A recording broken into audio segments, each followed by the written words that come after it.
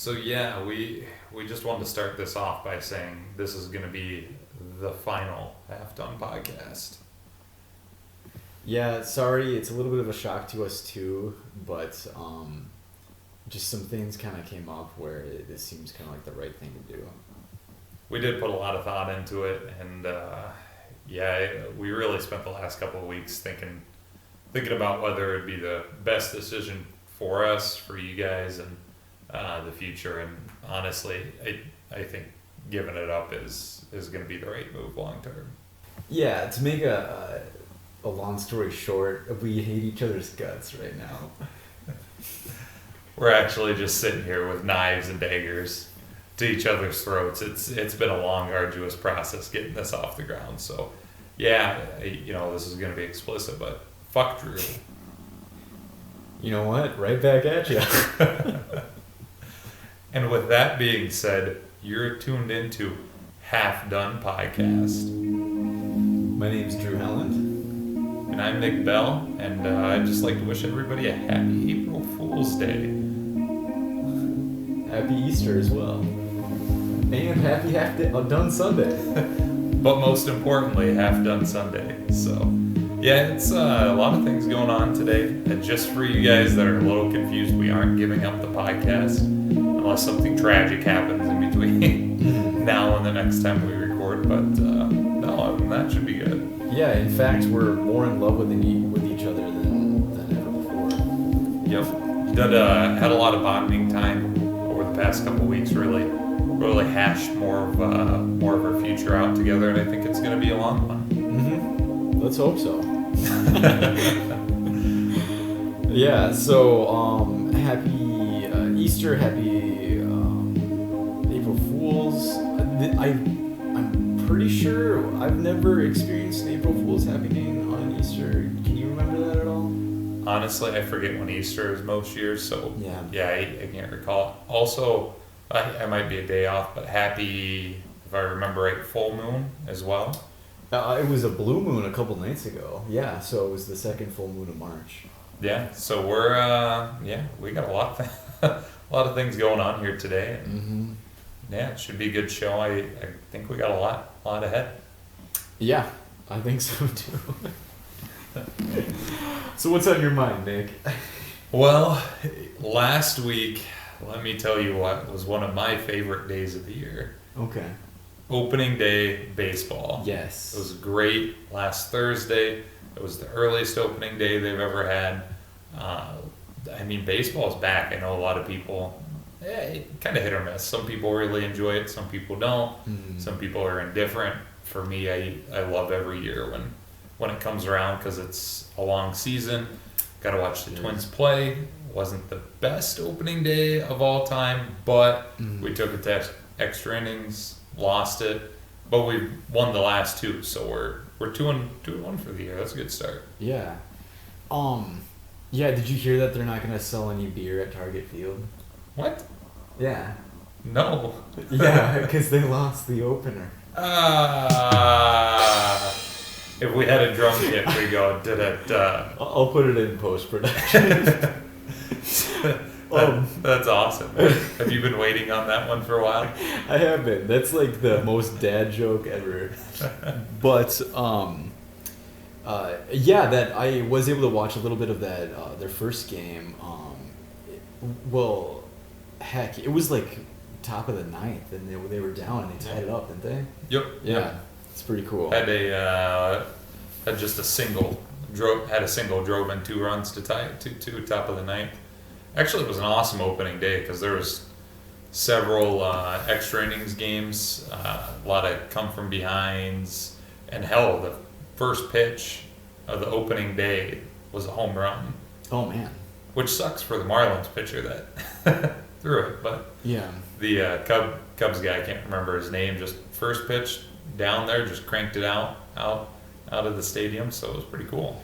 That is cool. I don't know too much about baseball, but don't you never swing on the first pitch?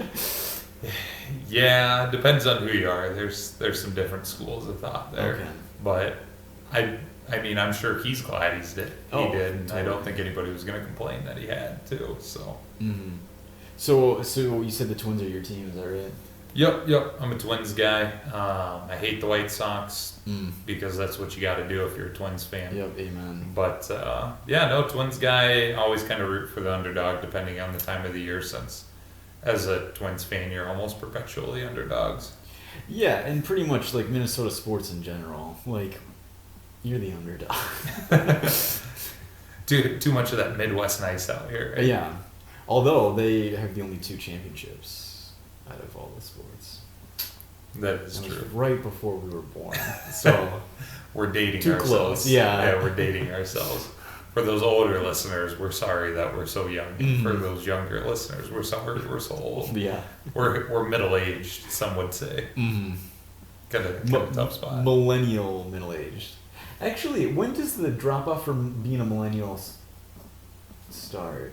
Do you know? So I think I gotta double check because I got in an argument with someone about this here about a year ago, Mm-hmm. and I want to say people that are, well, they'd be 30, 31, 32 now, something like that, maybe a little bit older, Mm-hmm. are technically millennials. Mhm. So a lot of those people that are older than us that complain about millennials Mhm. are actually complaining about themselves. Yeah. But I think we're kind of on the bottom end. So I think like millennial category kind of cuts off a few years younger. So a lot of what they complain about now isn't even millennials. They're like post millennials. That's what I was thinking too. Because on the news, I heard, because it was about like high school, the walkouts and stuff. Oh, I yeah. heard someone refer to them as millennials. I was like, I don't think that's correct. I was like, those kids were born in the 2000s. Like, that's another generation. That's actually really depressing to hear when a kid's born in the 2000s. Yeah. I remember there was I was working a football clinic or whatever for high schoolers here a few years ago, and I was helping with check-ins. Every single one of the kids that was coming through, it was like 2000, 2001, 2002, because I was getting their birth dates, and I was like, oh boy, Yeah. you guys are making me feel real old. Mhm. I can remember all of the 2000s, which is saying something. Oh, totally. I remember staying up for the year 2000. Actually, I remember there was a Powerpuff Girls marathon. And we were like, oh, sweet, we just have like 3 more episodes to watch until it's like midnight, until it's like, the 21st century. And I fell asleep. I was a little lame.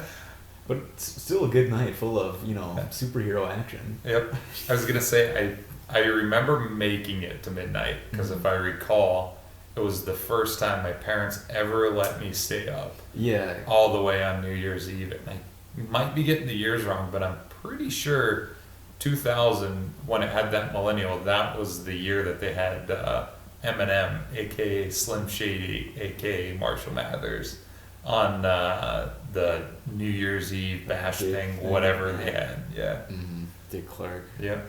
Fun fact, by the way, so I just looked it up. Oh, sweet. Anyone born between the years of 1981, so haha, all you people older than us, Mhm. and 1996 would be considered a millennial. Wow. So I don't know what the generation after us is, but millennials, are only gonna be what, 20? They'd be like 20, 21 right now. Yeah. Yeah. Mm. So All right. Cool. yeah, That's good to know. yeah. Yeah, going back to the whole Y2K thing, it was funny because I remember my dad was joking about, because it was that night, he's like, all right, well, like once the planes start dropping out of the sky, like someone wake me up, because that was like a thing. People were afraid that the planes were just gonna fall out of the sky and computers were gonna start Yeah. working. I didn't know about Y2K and that whole issue Yeah. until years down the road. Oh, sure. I was completely oblivious. In the year 2000, Nick would have just turned 6. Yeah. So I was just a little 6-year-old. I had my very, very small amount of things I needed and cared about in the world. And Y2K was not one of them, No. apparently. Just eating Play-Doh, right? Actually, no, I did have some Play-Doh. I think I had 1 or 2 things of Play-Doh as a kid. That's cool. Legos was my thing. Legos are classic. Yeah. If I ever have a child, I'm totally gonna give him all my old Legos because my mom has like this huge box of them like in their basement. So. Oh, yeah.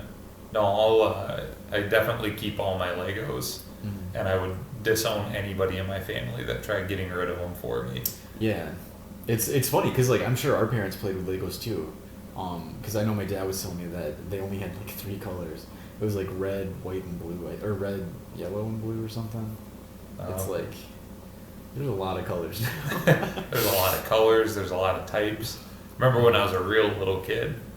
I think it was the 20th anniversary edition because they came out in like the mid 70s or something. Yeah, I think so. I got 2 boxes back when Legos were cheap because you could get just tons of Legos. Yeah, just go to Lewis or something. Yeah. Dirty cheap. And they had these 2 boxes I got for Christmas one year. They were silver, and they had each box had 1 silver brick in them because and like a metallic silver, so it's shiny and stuff.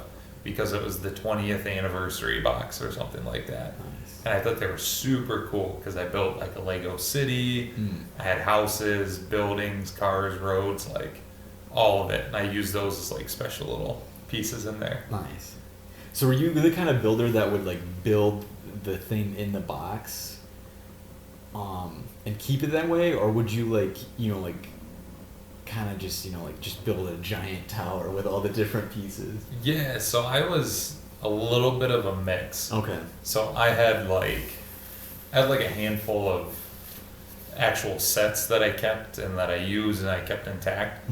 But for the most part, what I really wanted was just raw bricks. Like just get me a box of 1,000 Legos and just give it to me and I'll build whatever I want. So I'd build vehicles out of it. I build houses. Like I said, I built like a full city. Yeah. So roads in between, like police station, fire department, like restaurants, homes, pool, parks, all of it.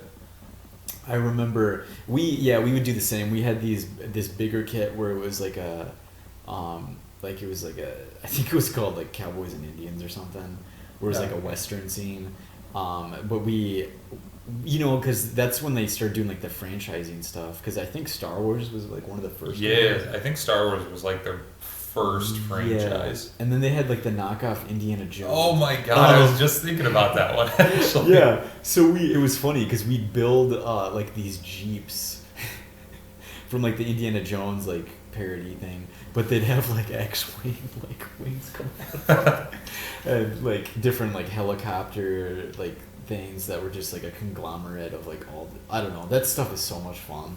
Yeah, no, I was just thinking about like I was waiting to bring up the like knockoff Indiana Jones one because I had a few little ones of him, but then I always had him as like one of my Lego figs because he was pretty dope. Oh, he was badass. Yeah, he was like one of the coolest minifigs. And then they had the I think it was Lego Alpha Squad. Do you remember that one at all? Maybe. It was like their special forces. Was it like underwater?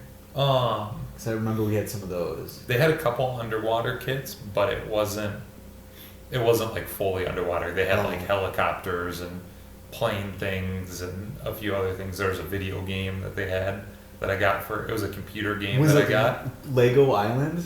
Dude, oh my god. It wasn't like okay. Yeah, I had Lego Island too. That was such a great game. Oh, it was. I remember always like, what was the bad guy's name? He was just like a burglar guy. Like, yeah, he was like a burglar and he broke out of jail. And then he had to go on that racetrack that was super difficult when you were a kid. Yeah, I was introduced that to my cousins Liz and Chris. They had the computer game. Yep. And then we got it shortly after them. But I remember we specifically were doing I think it was like you could jet ski too. Yeah, and it was just like that was so hard. Oh my god, the jet ski was hard. The race was, and then you were the pizza boy. Yeah, and you skated around town everywhere. That was cool. Then you went to the jail and like you built a helicopter and like it wasn't a happy ending if I remember right. Well, okay. Do you want to hear something crazy? So we would mess with the settings to make it always nighttime. Oh, but once the burglar guy got loose, you couldn't edit the settings for some reason. So it took us forever to find him. Because it was kind of like hide and seek, I think. Because it was just dark the whole time. So yeah, it was like so tough. I remember like just like pulling out her hair. Oh yeah, I remember on my parents' computer, like you had to adjust the brightness, and then like this is going way back when we were kids. I mean, desktop computers. Yep, desktop computers, big things, monster things, and like they don't do well. Like the screens didn't do well in certain lighting, and especially if you didn't adjust the brightness, sometimes you couldn't see the backdrop in a game. So there's like darker sections you couldn't see. You had no idea anything was in there. And I remember finding that out by accident with that game because I was looking for the guy, and I was like, and I thought I saw something, and then little Nick like figured out finally how to adjust the brightness and brighten up the screen. I was like, oh my god, there's a cave. Oh yeah, there was a cave. Yeah, the cave was where I couldn't find for a little bit. Yeah. Going back a little bit, you said it didn't have a happy ending. Like, did someone die or something? No, if I remember right, and I could be wrong. Well, you eventually put him back in jail, but initially, like, you break him out and he takes over the entire island, and he takes over, and that was like the first ending I ever got to. Because like as a kid, you're just not super adept to some of that stuff. Sure, yeah. So it took me forever. Then after I thought that was the original ending. But then you go back and like you have to like sneak around the island, then you jail him back up, and then it's back into happy ending. I always wanted Lego Island too. I never got it though. Yeah, maybe we should like make a petition or something. Well, they had the game. I just never owned it. Oh, they do. Oh, okay. Yeah. I never owned it either. I was like, yeah, they'll make a game like 19 years afterwards. Sequel for the ages. Best sequel ever. Yeah, maybe I should see if we can find like a port online. Probably. Yeah. Because this is kind of getting pretty personal, but there's this like Game Boy, like the Pokemon games. No. Like all of those are online, and sometimes like, for a weekend, that's like all I'll do.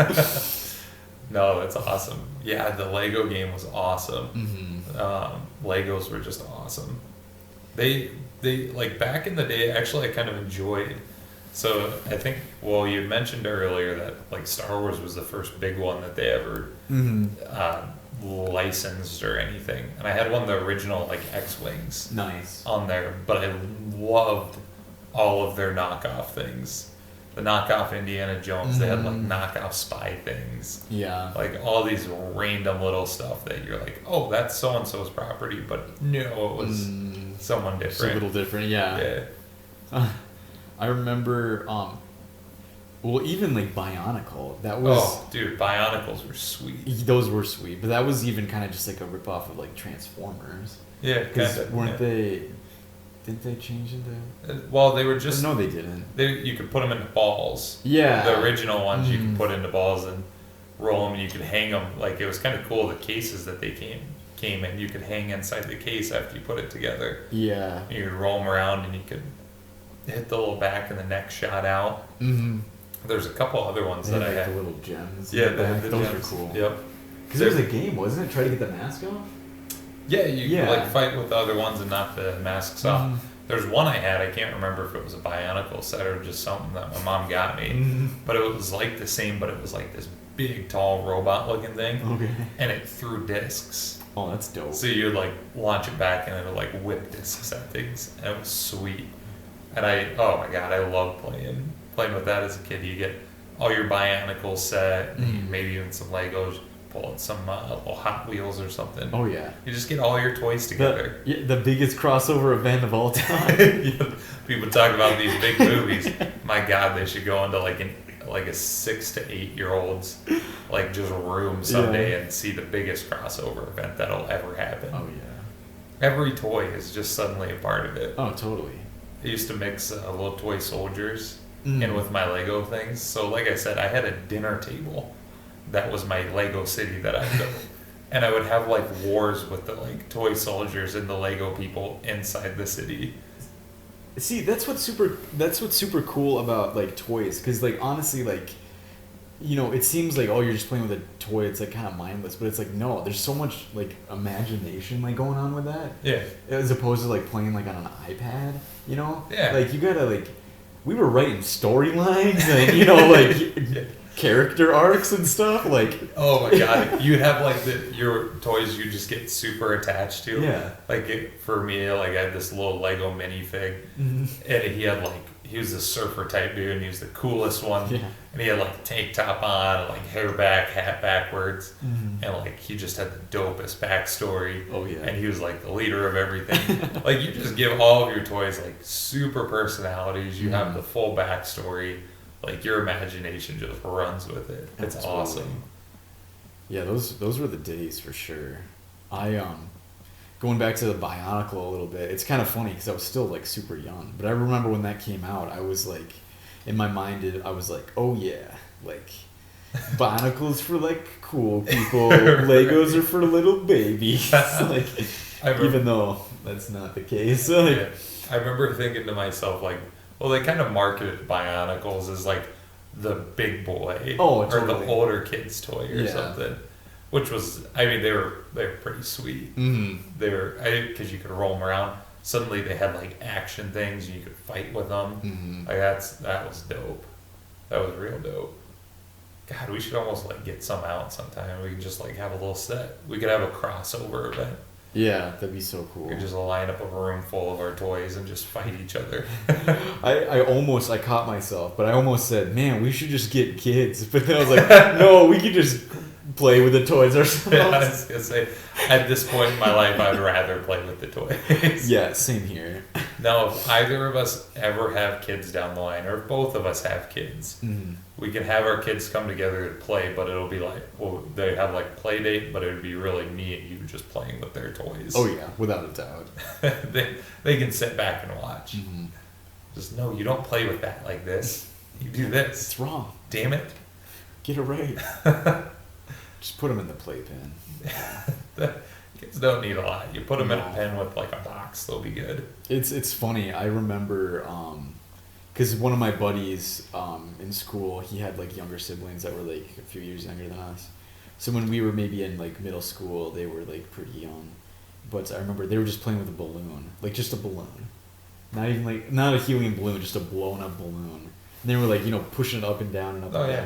down. And those I remember like one of the parents were like, oh, we spent all this money on like like basketballs and basketball hoops and stuff and like baseball gloves and like they're just pushing this balloon up for hours. It's like Dude, the that's good. balloon can't touch the ground game. Yeah. It's still fun. Oh, totally. Oh, I love it. Every time I see a balloon, it's just habitual. Mhm. I have to kick it in the air.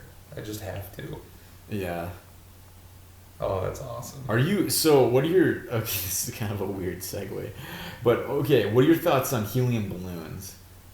Because recently, I found out that helium is like kind of disappearing. What?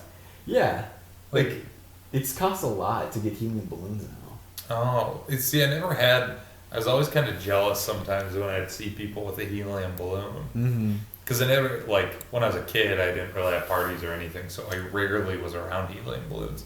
But they were always just kind of cool because you could It's float like them. magic. Yeah, it's like magic. Like, this thing floats in the air. Like, if I fill a balloon up, which random topic I couldn't tie for the longest time. But anyways, my fingers were too big. Yeah. Which isn't a good excuse when you're a kid because your hands are little. A But quick question: did you have Velcro shoes? no. You just said, screw it, I'm not tying my shoes. Nope. So actually, when my mom listens, she'll appreciate this. Yeah. So I couldn't tie the shoes. You over it and then you pull it through whatever. Mm-hmm. I couldn't do that for a long time. So my mom taught me the bunny ears. You ever do the bunny ears? Oh, where do you make the loops first? You make 2 loops Yeah. and then you cross over and pull 'em. Mhm. Bunny ears. That's what she calls. So that's how I learned how to tie my shoes. Interesting. And my buddy, one of my best friends growing up, and if you're listening to this, you know exactly who you are. But so we're going into I think kindergarten or something like Mhm. that, and I had like relatively recently beforehand learned how to tie it using the bunny ears. So I was like, good to go. I can tie my shoes going into kindergarten. But my buddy couldn't tie his shoes, and his mom was freaking out. Yeah. So when he was over at our place one time, my mom's like, I'll teach him the bunny ears. So she taught my buddy the bunny ears. And to this day, I swear to God, the only way he can tie his shoes is the bunny ears. Really? Yep. And I didn't even notice it because I grew up with him. Yeah. But every now and again, someone would point it out or something like that. But he just only ties it the bunny ears. Interesting. And I'll every now and again just flip back and forth when I'm not thinking, because I usually tie it how other people do. Mm-hmm. But every now and again, if I'm not thinking, I just flip back into the bunny ears. Yeah. Works the same. But yeah, he still ties it. Apparently, his mom had told my mom here a year or two ago, she was like, God, he still ties his shoes like that. Yeah. Still does the bunny ears. I was like, that's awesome. That's classic. So yeah, I just couldn't tie the balloons though. I couldn't get the Gotcha. thing. I can now, but it's not fun. Mm-hmm. I remember this was in kindergarten too. We had like we were getting, it was like for a report card. One of the things was like for tying your shoes, I think. What? Or not a report. Yeah, I think it was a report like card. the S and N thing? Yeah. Yeah. So anyway, it was funny because there was this girl. I haven't seen her in like forever. But we were supposed to tie our shoes, and I just, for some reason, I got really nervous and I got my right one done, but I couldn't get my left one. So I just was like staring at this girl in the eyes and like looking at my shoe and then looking back up at her, and then she like quickly did it for me. And I remember I was like, oh, that was like, you know, like I was a good kid, so that was pretty like out of my comfort zone, you know, cheating on the test. Dude, speaking of cheating on a test in kindergarten, first test I ever cheated on, kindergarten year. I think she was kind of mean. Other people tell me differently. Yeah. But it was like her last year. She had been teaching forever. She was retiring, and she had told us we're doing, you know how you do the alphabet or whatever. Sure. So like we're going through the alphabet, and I have a speech impediment. And it was real bad back then, because I was only 3 years into speech therapy or whatever. Yeah. So like one of the problems is I can't hear the difference between the letters M as in mom and the letter N as in Nick. Okay. So I just like, unless I know what the word is, I can't tell the difference. They sound the same to me. Gotcha. So I knew the alphabet other than M and N, since they're right next to each other. I was like, oh my God, I don't know it. And she told all of us, she's like, hey, if you don't pass this test, you're going to fail kindergarten and you're going to be held back. Oh shit. Which apparently wasn't true. I found out years later, but kindergartner believes your teacher. You'll believe anything they say. You just take it the word. So yeah, I found a desk when it came to the day. I made sure, because we had the alphabet running around the bottom of the room, made sure I sat right next to the M and the N. She covered it. Nice. So I go through the whole alphabet. I just left that 2-spot blank. Then when she wasn't looking, I quick pulled it off the wall so I could look and see what the order was and put it back. And I passed, and that's how I got through kindergarten. And that's how you graduated college, pretty much, right? Yep, I started those bad habits early, right? Oh, that's funny. This was in high school, and listeners, I hope you're appreciating us just totally talking about the past. Hope there's some entertainment in here. Nostalgia value. Yeah, but I was in high school, and we had I was in a geography class, and it was, I think it was like naming the countries in Africa, something like that. But he just had the map up, like in front of the class, and then halfway through the test he realized.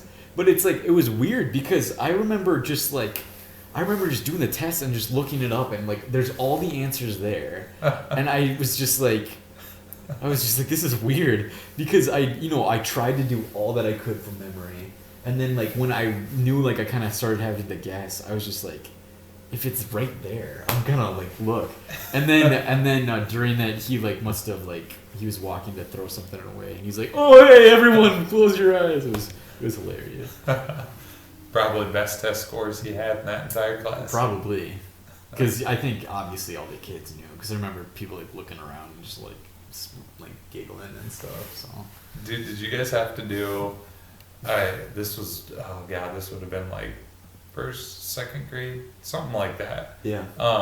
The multiplication tables, you did the timed multiplication tests. Oh, sure. You get like a sheet of paper. Oh, yeah. And you had like a minute, and you'd get done with as many as you could in like a minute or something. Do you remember those? Oh, yeah. I hated those. I know. God, they were irritating. Those were. It's funny, I still use this to this day, but I remember we had these little sheets that wrapped around, the walls, and it was like how to count the numbers. And for like 9, it was like in the circle there was 4 dots, and the dots like were thick around, which means you count them twice. and I still do this when I'm like in my head, like doing mental math. Like I count the like 1, 2, 3, 4, 5, 6, 7, 8, and then like the one dot at the bottom. I know that sounds kind of weird, but I was gonna say I don't think I learned anything like that. I still do, like if I'm subtracting, multiplying, or dividing anything in my head, I still set it up like the same way as we used to on paper, where you like put them, you do the quick carryover or whatever. I still do that in my head. Yeah. God, any of our teachers listening, congrats. We listened to something. We still use it. Exactly. What was the last math class you took? College? Yeah, what year? God, what was the last math class I took? I took one in college. I took a few in college because I had to. I took a I did too. base level, then I took a couple statistics classes, physics. All you math people tell me I'm wrong, but there's a ton of math in physics. Oh, totally. And same with like chemistry. There's a ton of math in physics and chemistry, and then I took some biomechanics classes that used a lot. And Geez, like a couple other stats thing. I got bachelor's of science, so there's a lot of math that I did still. Same here, and everyone in my major pretty much had BAs, but I had a BS as well.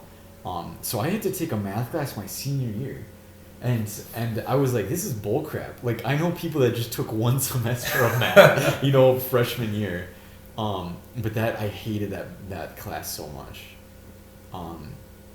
Yeah, it was bad. For me, it's always kind of like counterintuitive. I hate math. Like, but I'm really like organized. I'm very anal about things like being in the right order. So like you would think that math would naturally kind of make sense to me, and I get it, but I hate it. Yeah, I honestly, it's weird because I'm not terrible at math. I never like really struggled, but because like there is something kind of comforting knowing about math that like I don't know, there's not like stuff isn't up for interpretation. Like you just like need it. If you know how to do it, you just do it, if that makes sense.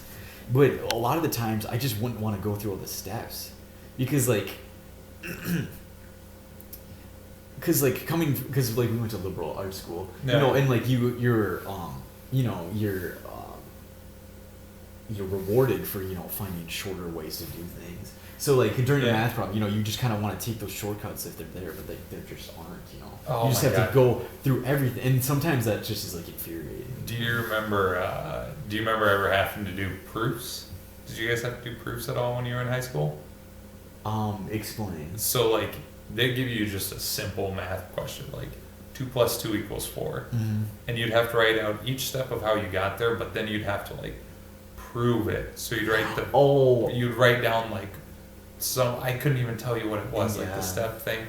I hated that. Yeah, that's stupid. It was infuriating. That is stupid. I got why we did it as far as like a break things down type deal. Like I get that, but that like proofs are just, sorry you mathematicians, I hate them. I think they're dumb. I know. I totally agree. Yeah, I don't know. I'd rather just. I feel like English class is where it's at because that's like all interpretation. Yeah, some truth to that. I did, as much as I disdain math, I did enjoy it. Like applied math, like physics class. Yeah, that's cool. I really liked physics. Some of physics. There's certain things in physics I didn't like, and it was kind of cool. Like you plug in all the steps and you figure out, okay, like you get this data, you plug it in these equations. You can figure out X, Y, or you can, if you have these numbers, you can solve for this if you're missing something.